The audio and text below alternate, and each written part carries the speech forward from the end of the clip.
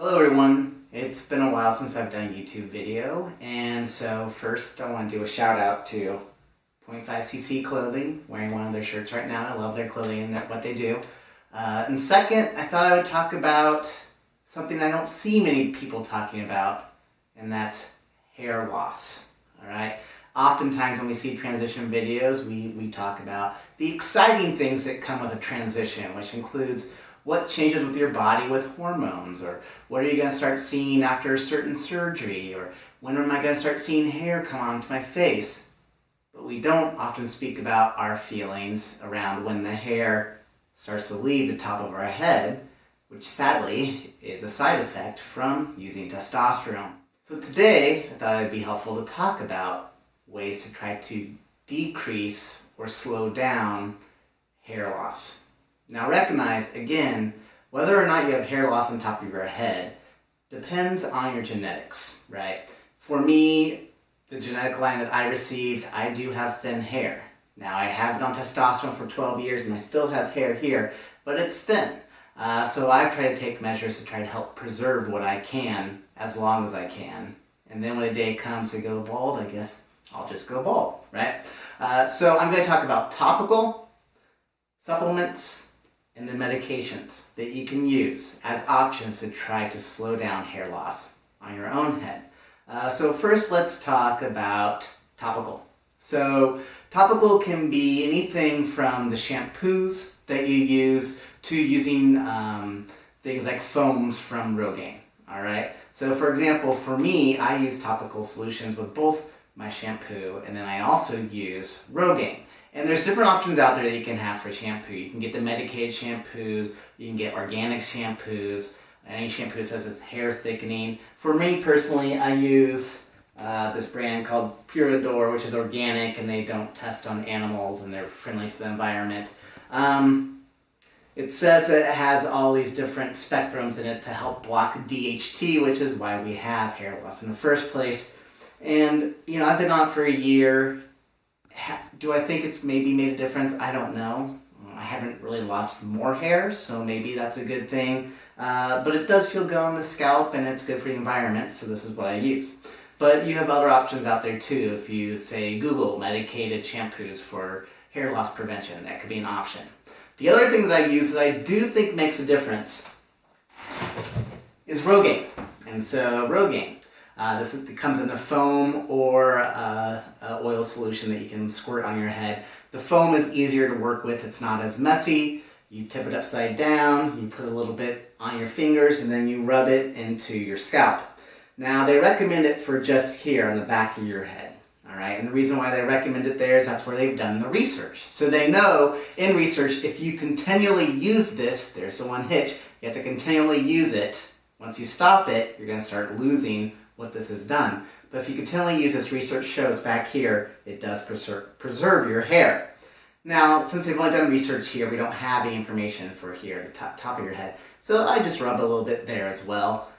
Maybe I'm wasting product, maybe it's wasted time, but if it makes you feel better and it doesn't cause harm, then I say go for it. So they recommend doing this once in the morning and once at night.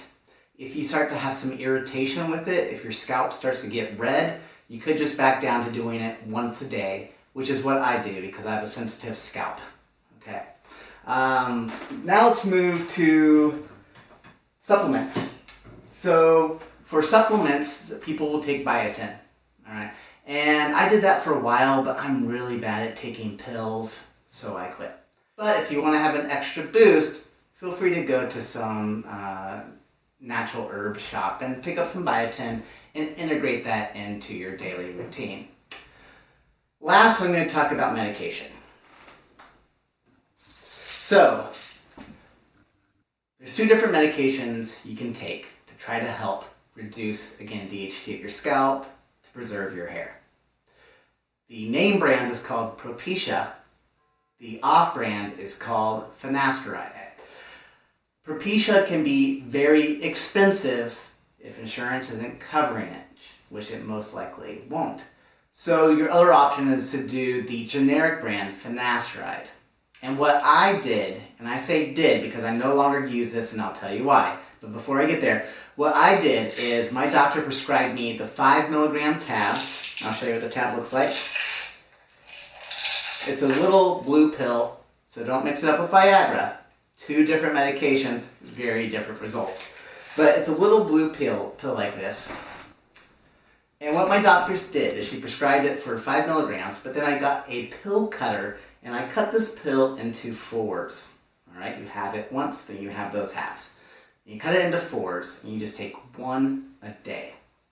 And this is supposed to help prevent further hair loss. It won't give you regain of hair, but prevent further hair loss. But again, once you stop taking the medication, those effects are going to go away, and so your hair will then potentially be lost if you quit taking it. So people have had some positive results with using this. And for this little generic bottle that lasts 90 days, when you cut them into 4s, it was around $2. So it's very accessible medication to use. Now I quit using it, and the reason why is I noticed after a year of being on this medication, my mood was very low, my energy was low, I was depressed, I started having weight gain in what I kind of view as more the female region to have weight gain, and my testosterone level was below the lowest normal range of 250. So I decided to get off it, and once I did, my body bounced back again. So for me personally, it was not working, but maybe it can work for you. Okay. So these are the options that are most accessible for people when you're looking at hair loss. Now there is one more option that I forgot to mention at the beginning of this video, and that is a medical intervention that you can do if you have hair loss to the point that it's not coming back and you don't want to deal with all these medications, and that would be doing a hair transplant. Now understand, a hair transplant can be extremely cost prohibitive, especially for trans folks who are either underemployed or not employed or not even having funds that go through transition-related surgery. Now you could do what I did for my lower surgery, meaning that you're doing medical tourism for a hair transplant, and a very popular destination for that is going to Turkey. Istanbul, Turkey is known for the doctors that work there in hair transplants, and the costs are maybe 25% of what it would cost here in the States to do. So you're looking at $1,000 to $2,000 for a hair transplant minus your flight and everything over in Turkey, versus here in the States where it could run between, usually low end is $6,000 and it could go upwards to $15,000, all right, depending on how many grafts that you have done there.